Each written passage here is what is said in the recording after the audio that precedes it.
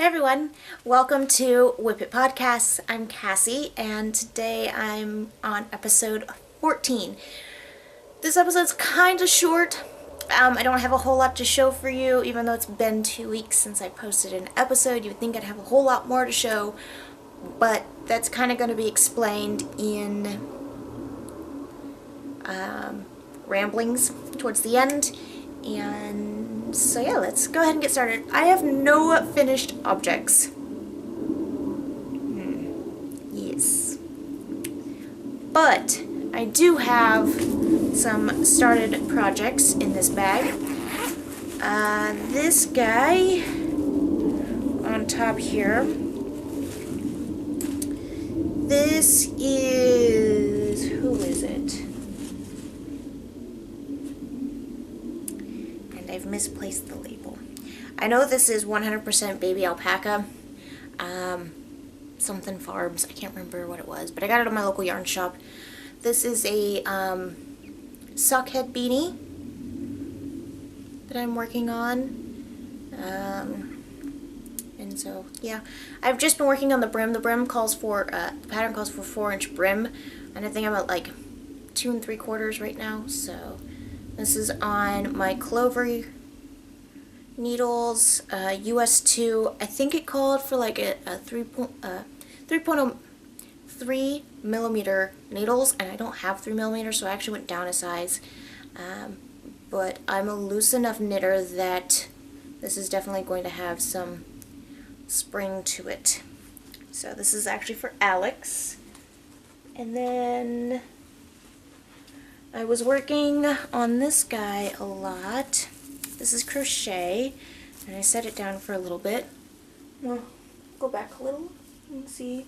This is the beginning of a really large market bag, and I'm using handmade yarn that I cut myself.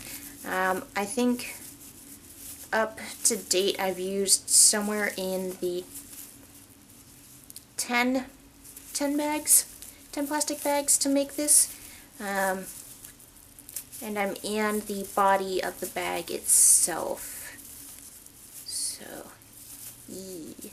And I'm using a size H hook, which is a 5 millimeter. And then this next one is going to go straight into new acquisitions / projects. And blather all in one. So I have this guy. And as you can see, I'll pull back a little bit. I am actually in the middle of a heel turn right now. There. This is a vanilla sock by Volan Vine. The needles are Knitter's Pride US 1s. So that's all I can. US ones, 2.25 millimeters. The yarn is Mountain Colors, beautiful hand printed yarns. That's the label. And this is their barefoot, as in like the animal bear foot. As you can see there, it is 60% superwash wool, 25% mohair, and 15% nylon. There's 400 yards. And this colorway is Poppy Trail. Alex actually picked out this yarn. We went to Connor last weekend, which is a local town to where I'm at. Beautiful, beautiful little town. Has a lot of breweries and wineries. And Alex loves beer, so he wanted to take me on a surprise little date Saturday, and he knew there was an art museum in Connor, and so he had planned for us to go there. And then we also went to an antique store. Beautiful. Oh my gosh, there was so much furniture I wanted. But after going to the antique store, we parked across the street from the museum, and actually ended up parking right in front of the local yarn store. And I was like, oh, can we go in? He's like, I was planning on it as soon as I saw we were parking here. I was like, yay! So we went in, we were walking around, there was a lot of art yarn, a lot of art yarn. Needlepoint was also a focus too, strangely. I've never seen a yarn store focus that much on needlepoint. But like the whole front portion on the left side, right across from the checkout desk, was basically all needlepoint. And then she had some regular non-art yarns, so like your regular weighted yarns, were in the back along the wall there. And we found this guy. There wasn't a whole lot to choose from as far as fingerling weight goes. There was a lot of chunky, there's a lot of worsted, not a whole lot of fingerling. And then right in the front there, because there was another entrance, there was like 2 entrances, and right in the big window she had all of the sock yarn on display. A relatively small display compared to some of the other displays, but anyways, so Alex was like, oh my gosh, and he saw some kind of like Fair Isle style socks, and he's like, I would love a pair of those. It's like, okay, see a colorway you like, pick it and I'll buy it and I'll make you socks. So he picked this guy. I had picked something that was like orange and forest greens and had some grays in it too, thinking more masculine colors, and that he'd want a little more of a neutral sock. And he's like, no, if I'm going to wear handmade socks, I want something that's going to say I'm a handmade sock and I want loud colors. So he chose this guy. So it's got oranges and some fuchsias, pinks, reds, it's greens. It's really, really, really beautiful. There's some golds in there too. And it reminds me more of like the tulips that are in the area, because we have a tulip festival near where I live. So this actually kind of reminds me of all of the tulip colors that we have, which it's almost tulip season, so I'm really excited for that. So that's all of my works in progress. Yes. Because I have put some on top of the dresser there, trying to remember to work on them. So I'm going to go ahead and go into new acquisitions. So this month is also, Volenvine is hosting 2 knit-alongs for shawls. She's doing one for her pattern, the Wildesmeer, that she just released on the 1st. She's also doing a Waiting for Rain shawl.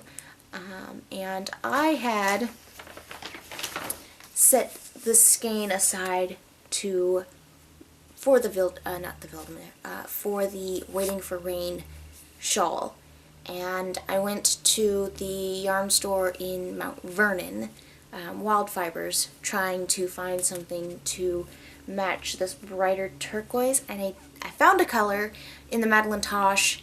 I want to say it was like Glass Boat or Glass Bottom Boat or something like that. Was beautiful, but they only had it in the unicorn tails, which is their small little sampler skeins.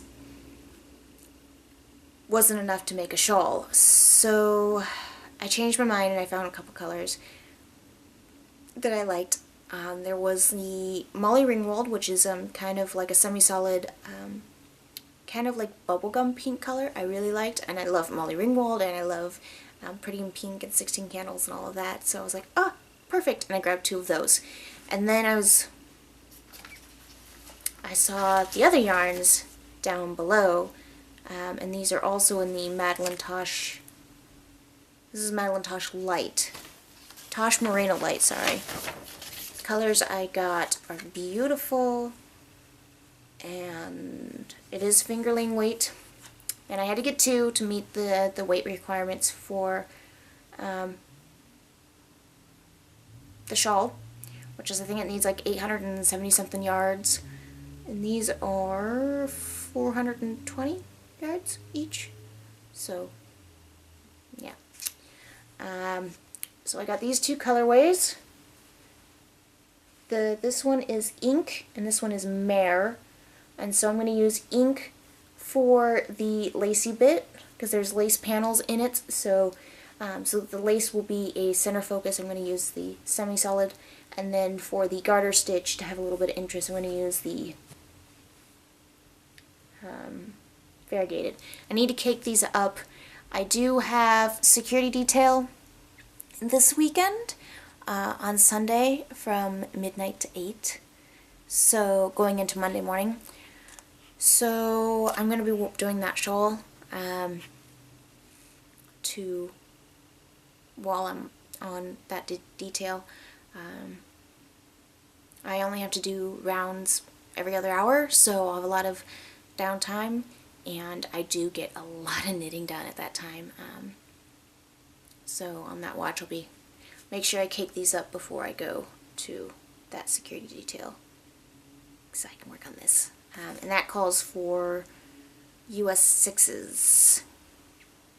So I have those on my interchangeables, so on my rosewood interchangeables, so I'm going to make sure I go back to my room, my apartment, and get a bag, one of my Disney bags, like this one, and that way I can put them together, keep them nice and safe. Oh, well, I shouldn't have done that. Anyways. So yeah, this is, by the way, this is superwash merino wool, 100%. So it's super squishy, and I love the colors in this.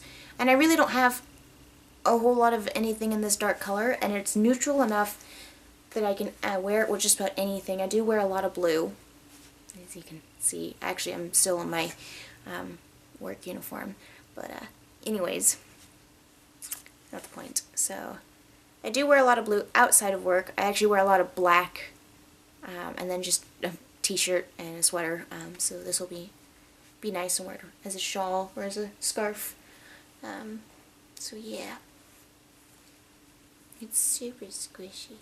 I love it. So I need to get on this, and because that is due by April 1st is when I had to have my finished project done. So I'm almost done with that sock for Alex. Once that's done, I'm going to start, working on the hat more, and that shawl. So I need to do that soon. I did buy some other things. I finally got blocking mats and dye, and I also got yarn. So I'm going to start playing more with dyeing my own yarn. I got acid dye, by the way, not to be confused with the other dye that I've been showing you, the RIT dye. That's just kind of like my play dye. It's not really anything I would ever put out to the public. I might send it as a gift, but I would never start my business with it. So I wanted to play with some grown-up dyes. I've had fun with the RIT dye. I think I'm going to graduate to the acid dyes here soon. Very soon. So, blabber. Actually, I'm going to introduce something to you guys. This guy, right here. This is my Create 365 Happy Planner. And it says on the front here where, every day is a gift. I need to actually take this. It's made by me and my big ideas. I'm going to take off this, I don't need it. So this guy right here, I'm going to take off this back panel. I bought this at the end of 2015 or the very beginning of 2016. I can't remember which. I've had it for 2015, because I took this to Florida with me. I never used it. And I haven't used it. So now it is going to become my craft journal. So,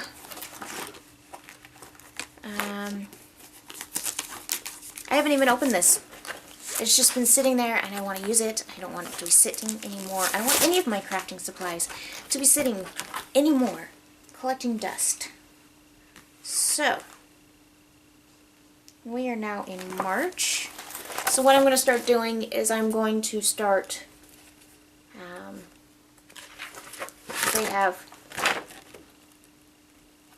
weekly pages. It's set up kind of like the Erin Condren, where you have morning at the top, afternoon, evening. I think I'm actually going to break it up into projects. So new projects, working on projects, things like that. I do want to start spinning. I have my spinner now, or my drop spindle, and I got some bear yarn that bear fiber that I also need to dye. So I think I'm going to do some dyeing this weekend and some sewing. There is the Muscle Fest local to where I live as well, in the next town over on the island here, and it is like shellfish mussels, not muscle car, not workout strongman muscle, but actual shellfish, the Muscle Fest. And I am DDing for the boyfriend, so because I'm on security detail for the weekend, so I can't drink.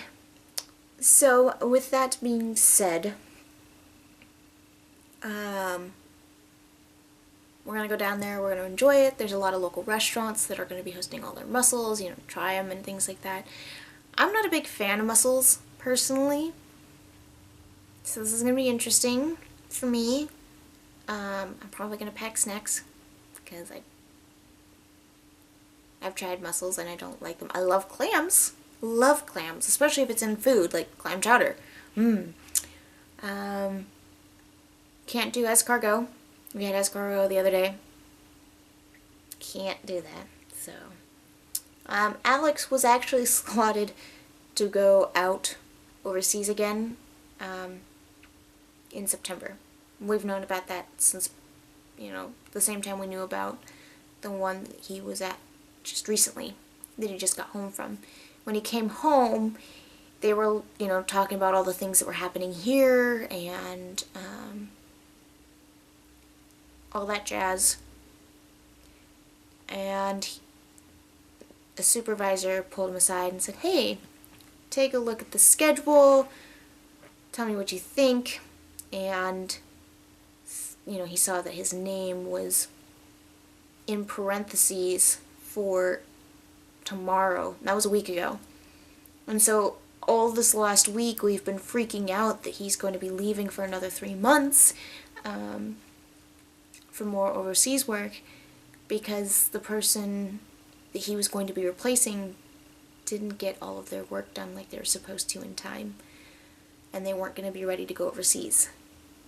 So it really aggravated Alex, because, he was planning on having 5 months. All of our family's coming into town. His mom is coming into town at the end of March. My mom's coming into town at the end of April, and then Alex's dad is coming in from Thailand, because his dad and stepmom own a hotel over there. They're coming in May. So, and I think in June, the end of June, we were going to try and go to Disneyland. It was supposed to be at the end of May, but Alex wasn't sure he could get the time off, because he's going to take some time off when his dad comes into town. He wasn't sure he could get time off that close together, because it would have been like 2 weeks apart between when his dad came and when we left for Disneyland. So we kind of were pushing Disneyland back a month. So, yes, I'm excited to go to Disneyland. I've never been. I've been to Disney World, I've been to Islands of Adventure and Universal, and I've been to all the ones in Orlando, but I've not been to the one in California. So now that we are West Coast, I really want to go to Disneyland. And he's like, "Okay, we can do that." I was like, and then someone mentioned about taking the train down. And I was like, "I've never been on a train before." And Alex is like, "I love the train, let's take the train." It's like, okay. So I found what we'd need to do, and we're starting to plan the trip. We really need to sit down and actually start, like, planning the finances. We've kind of just been saving money and not really knowing about how much we want to have saved up. But now that we've moved it back another month, that's going to give us more time to save more money, especially since we're going to take the train down there and then fly back. So Yeah. And I think we were thinking about renting a car while we were down in Anaheim. So, you know, that's all extra added expenses. At first we were going to drive, which is great. And gas prices as they are, it would have been relatively cheap. Now gas is starting to go up.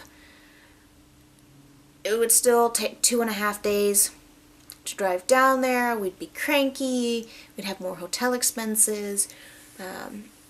Our train ticket is a sleeper, so it's $400, the same as a plane ticket, but we only have to pay for one restaurant, and our food's covered on it too. So in the long run, taking the train is a little more affordable.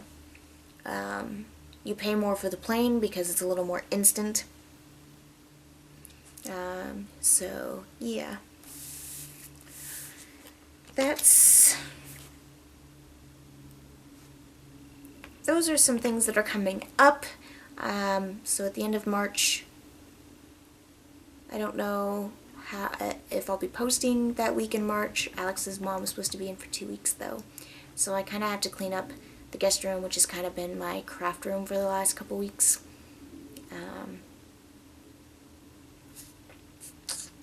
So yeah, I gotta clean that business up and unpack some stuff, because I got a lot of stuff in boxes.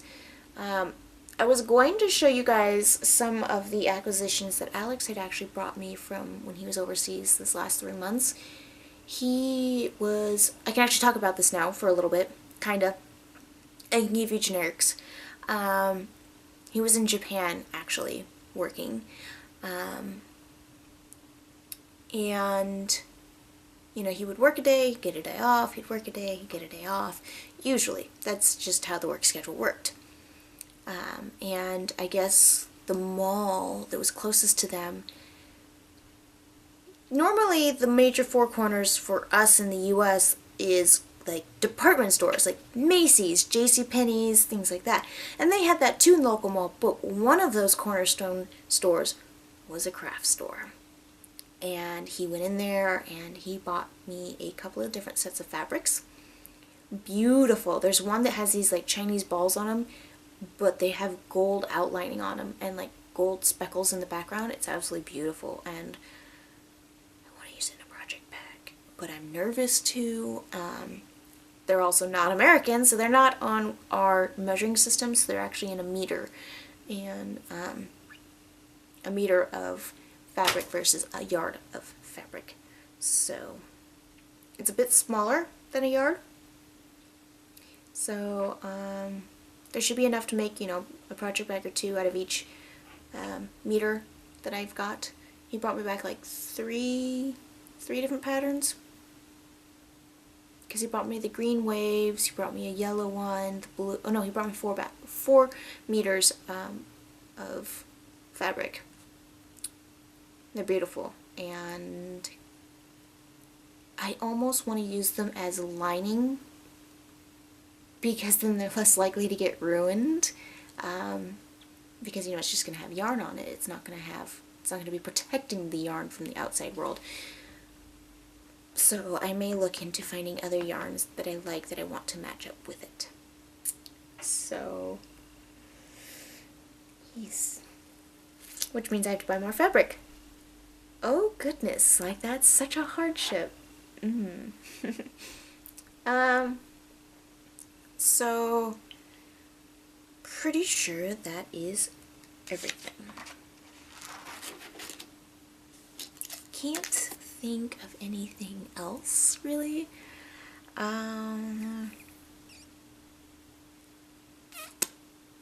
So, until next time, guys. I would love it if you guys subscribed to the channel, because that lets me know all sorts of things, and it makes it super easy to see when I post a new video. Also, I am on Ravelry now too, as Crafty Cassie, and I'm on there regular-ish, on there a little more regularly than I was in the past. And then I'm also on Facebook at Trinity Designs. And I have 2 other channels, but if you're here for crafting stuff, you're probably not interested in the beauty or my vlog channel. My vlog channel kind of is a dumping ground for everything, so I do toy reviews and video game playing and stuff like that there. But just a heads up, it's there if you want to.